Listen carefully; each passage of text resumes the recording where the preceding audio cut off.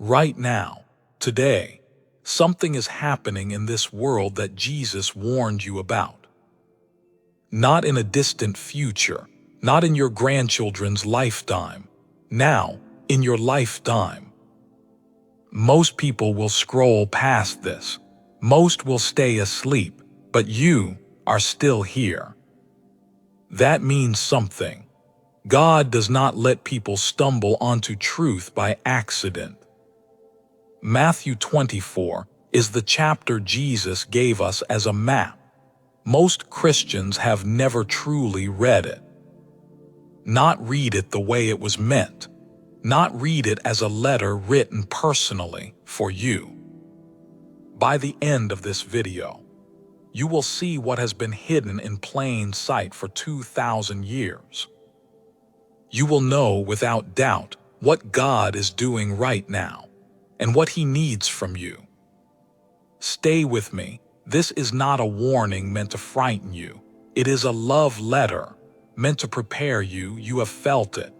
Something is different about this moment in history. Something in your spirit knows.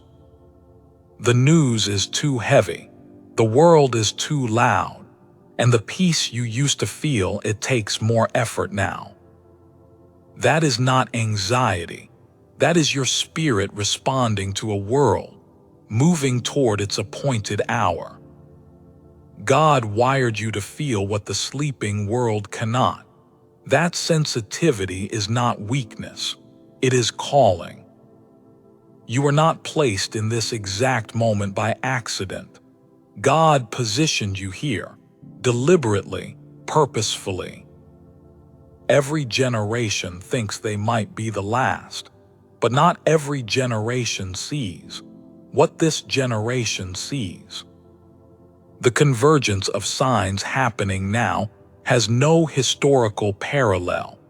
Jesus said you would know the season. Not the day, not the hour, but the season. And the season is unmistakable to those who are watching. So before we open Matthew 24, understand this. God is not trying to scare you. He is trying to find you. Every sign in Matthew 24 is a breadcrumb He left for the people He loves most, people exactly like you. He told you what was coming so that when it came, your faith would hold, your peace would remain. Not so you would panic, so you would be the calmest person in the room because you already knew. That is the gift hidden inside Matthew 24. Not terror but preparation, not dread but direction.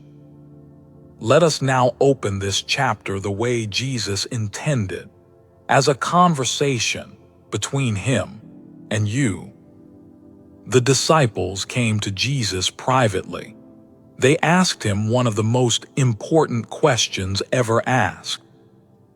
Tell us what will be the sign of your coming and of the end of the age.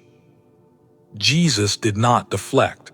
He did not say no one can know. He sat down and He answered them. He gave them and us a list, a sequence, a gift wrapped in prophecy that most people walk past every day. And at the center of everything He said is one verse, one sentence spoken directly to you. Matthew 24, verse 44.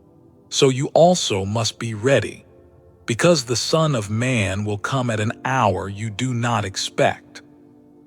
Not someday, must be ready, present tense, alive in this moment, you today.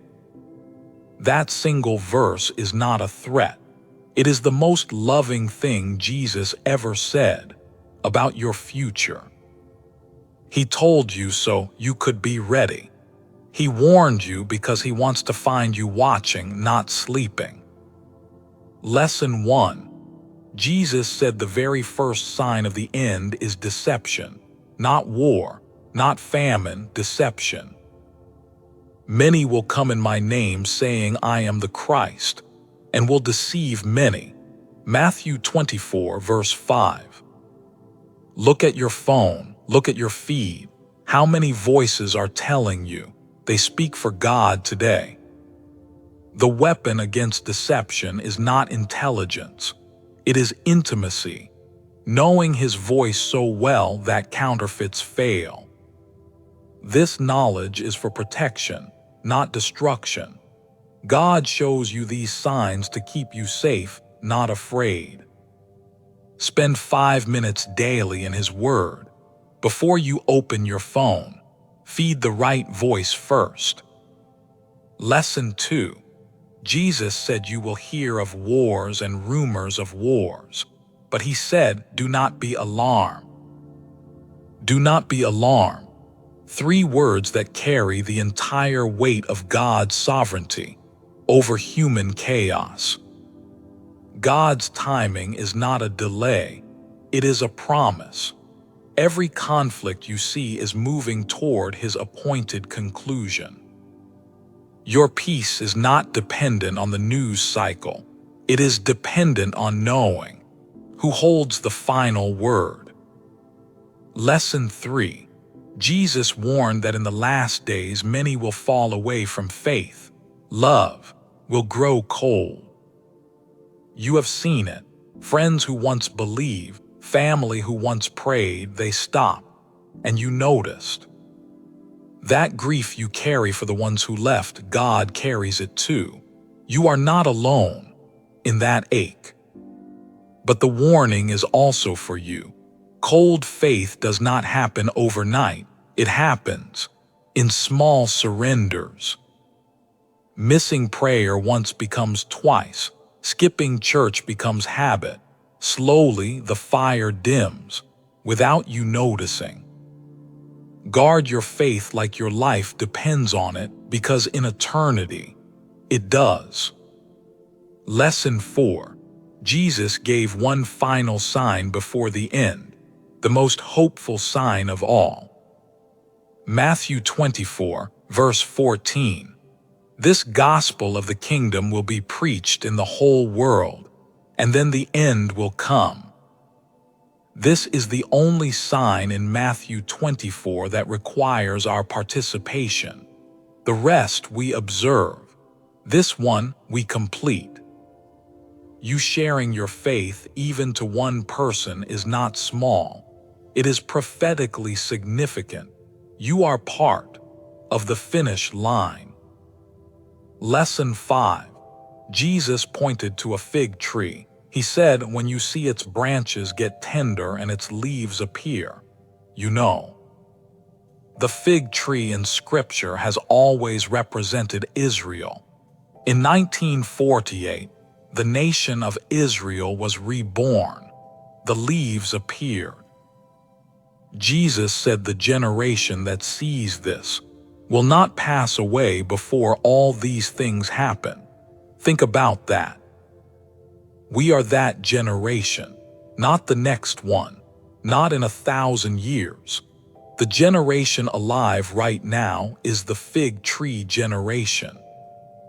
Live every day as if it matters eternally, because for your generation, it does. Lesson 6. In the middle of all the signs, Jesus said one thing that silences every fear, instantly. Matthew 24, verse 35. Heaven and earth will pass away, but my words will never pass away. Everything you are afraid of losing, this world, this life, this comfort, it was always temporary. His word never is. Build your life on the only thing that will remain. His promises are the only real estate that lasts forever. Lesson 7. The final and most personal lesson Jesus gave is the one we opened with: be ready. In the parable of the 10 virgins, 5 were ready, 5 were not. The difference was not love, it was preparation. All 10 wanted to be there. All 10 intended to be there. Only 5 were actually prepared to be there.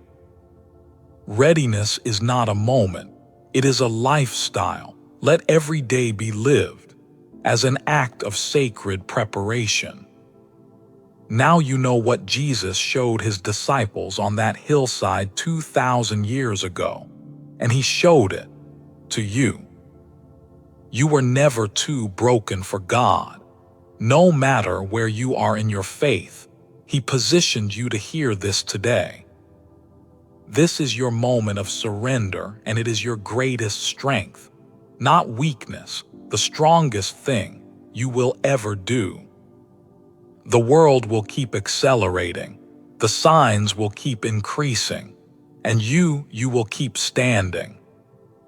Because you did not build your life on what you can see, you built it on the one who made sight possible.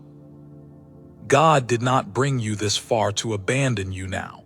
Every valley he walked you through was training for this moment. The signs are not your enemy. They are your confirmation. Your faith was not misplaced. It never was.